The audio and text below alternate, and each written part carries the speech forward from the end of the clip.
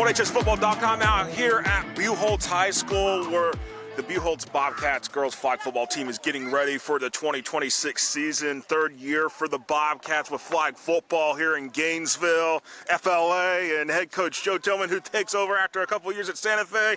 Coach, you coming in, and let's just talk about that. You had success at Santa Fe, over here at Buchholz, and we're in town now here in Alachua County.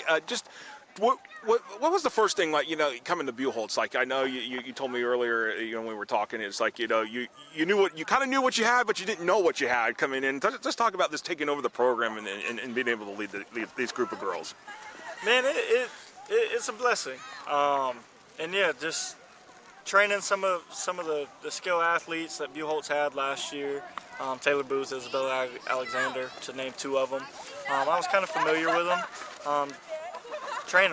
Training them and whatnot, but getting on campus, it's a bigger school. It's much bigger, and the support from Buchholz has been second to none, man. From the athletic director, Mr. Pankey, he's been phenomenal. He's been phenomenal. Anything I've asked, he's got done.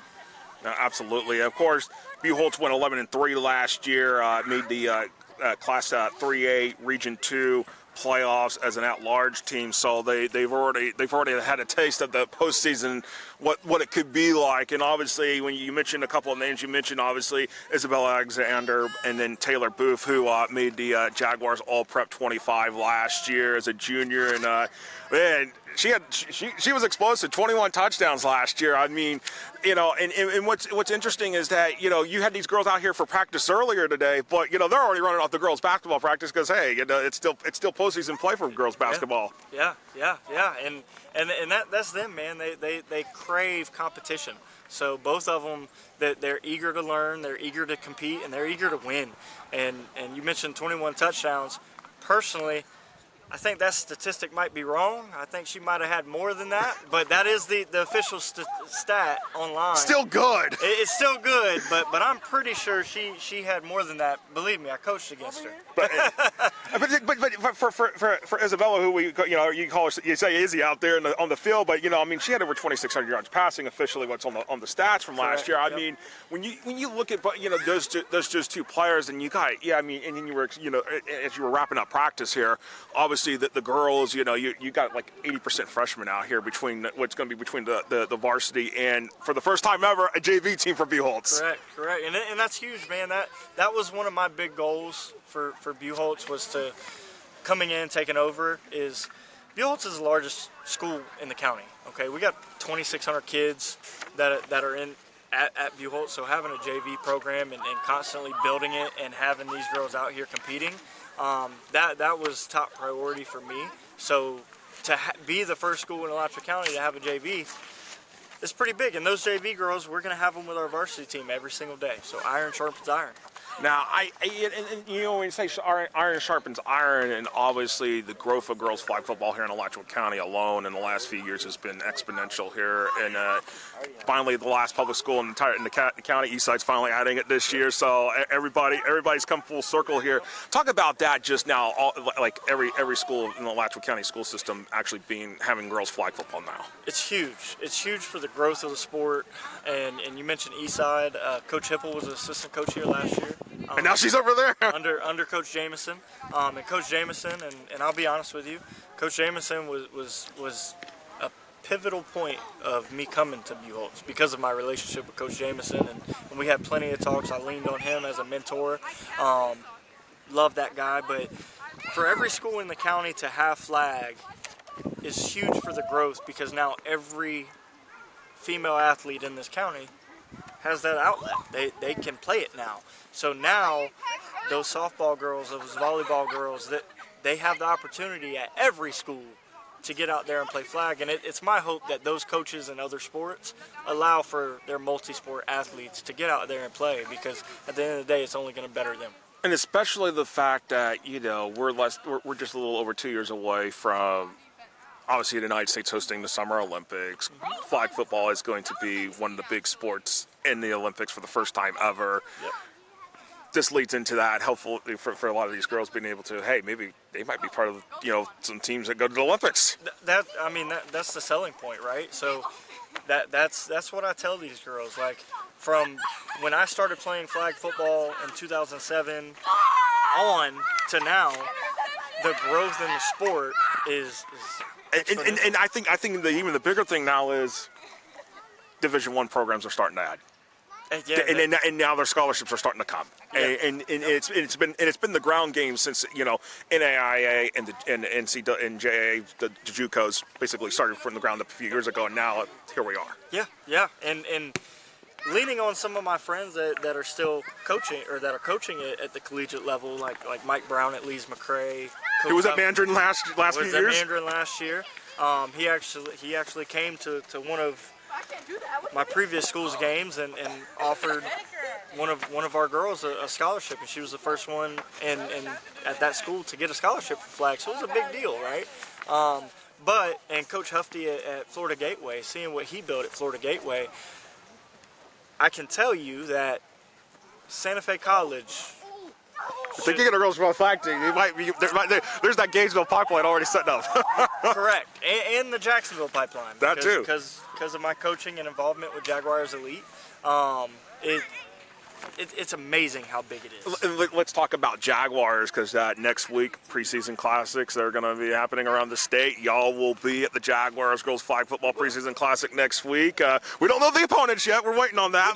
We don't. But talk about that, being able to bring the girls to the Miller Electric Center, and what Adriel Rocco has done, because it's not just what he's done in the main metro part of Jacksonville, it's what he's doing all across North Florida, Central Florida, and out to the Panhandle with bringing these teams in. Yeah. Man, Adriel has been phenomenal. Adriel is he's one of the big reasons why girls flag in this state is growing how it is because of his support from our local NFL team, right? The Jaguars is the closest team to us. Yes, absolutely. And just him making it a priority to have girls flag and to have these tournaments and outlets that these girls have. So Adriel's been huge, and Ralph Graham, who was a co-owner of mine, because I own the Jaguars Youth Flag Football League in High Springs. Right, so we do ages 4 through 14, and my co-owner, Ralph Graham, he is the one who organizes the Jaguars Preseason Classic. And just like any other coach, I don't know who I'm playing until I get there. So there's no favoritism. But yeah, Adriel, it's been phenomenal, man. Adriel, let me say this: flag in this state doesn't get to where it's at without Adriel. So him and the Jaguars, all kudos to them. No, absolutely here. And let's get back to talking about the team here, because I know another thing that you're really emphasizing on, and obviously it's something that I think was maybe the most glaring hole for what for a really good Buchholz team last year, was maybe not getting the number of sacks, the rushers, getting to the quarterback. Yep. You're emphasizing that big time with 2 rushers here. Absolutely. And I saw out here earlier in the practice, you're emphasizing it, like getting to the quarterback, because if you can get to the quarterback, you can stifle opposing offenses. 100%, 100%.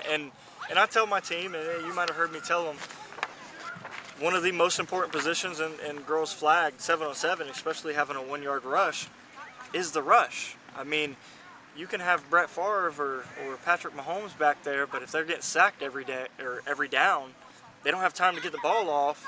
And listen, especially when you only like 4 seconds to get that ball off. 100%, right? So and me and Buchholz, of course, having Taylor Booth is a positive, right? Taylor is one of the best players in the country, but that's one way that I game planned against her last year, right? Is if Isabella didn't have time to get it up to her, then she can't score. And actually, you want to know how she scored? She scored on 2 5-yard slants. And she didn't score on any deep balls. She scored on 2 5-yard slants, and that was the only scores of the game for them. But that was Taylor making plays out of nothing, and that's what we want to continue. But yeah, rushers are pivotal. So I always focus on that. No, absolutely. And with that said, I mean, for you outside of everything that you've talked about so far? Is there another goal or a big goal for you this year that you really want to accomplish as a coach? District championship, absolutely. Buchholz has never won a district championship. I try to keep my team grounded, and we have. Especially with the lack of discipline. You said that you told them out there, they don't step on that field. Yeah. Until they walk. They don't walk. They run. They run. Absolutely. They run because it's a sense of urgency, right? So when you're in between the white lines, it's a level of respect for the field that you play on. We're not going to walk on our field. We're going to run. We're going to have a sense of urgency, and we're going to play disciplined football. And with this team, man. We had 51 girls at my introduction, right? And we had 60 at conditioning and tryouts. And where we're at now, these girls, every girl that you've seen here has done something great. And they want it. So, got to give it to them, you know? Absolutely, got to give it to them. And of course, just a real quick looking at the schedule. I mean, you got East Side on the schedule. I mean, you got pretty much everybody in Alachua County is on the schedule. Stuff. I mean, GHS. I mean, but I don't. That one we'll talk about afterwards. But everybody else. I mean, and then of course you're going to make some trips, and have some different teams coming around. So does that make it exciting with the schedule? It does. It does. The GHS game we're still working on. I absolutely want to play GHS. I mean, it's a rival. I'm a coach who loves rivalries. It's a city rivalry. 100%. So when I was at Santa Fe, when Newberry made their team prior to last season, it was a focal point to get Newberry on the schedule. It's a rivalry. I love rivalries because the team gets excited, right? So and some of these girls have grown up with each other and they know each other. Right. And so that GHS game, we're still working on it. Their coach reached out to me last week. He came in a little later, so he's kind of behind the 8 ball. Nothing that he's done wrong, but he emailed me last week wanting to schedule games, but I'm waiting on 2 more teams, whether or not we're playing.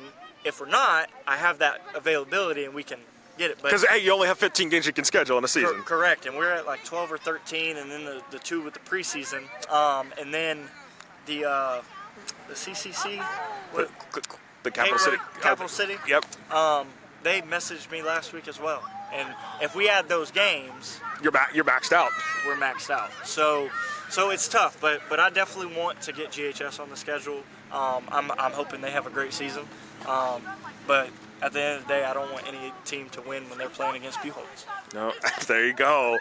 Well, we know what the things are exciting here for girls flag football here at Buchholz High School here in Gainesville. And Coach Tillman, appreciate you letting us come by and see the girls in action. And as y'all get ready to set for the season, and we'll see you at the Jaguars Girls Flag Football Preseason Classic in Jacksonville next week. And February 13th. There you go. Appreciate it, my man. And thank you so much. And we'll see you soon. Yes, sir. Thank you. All right.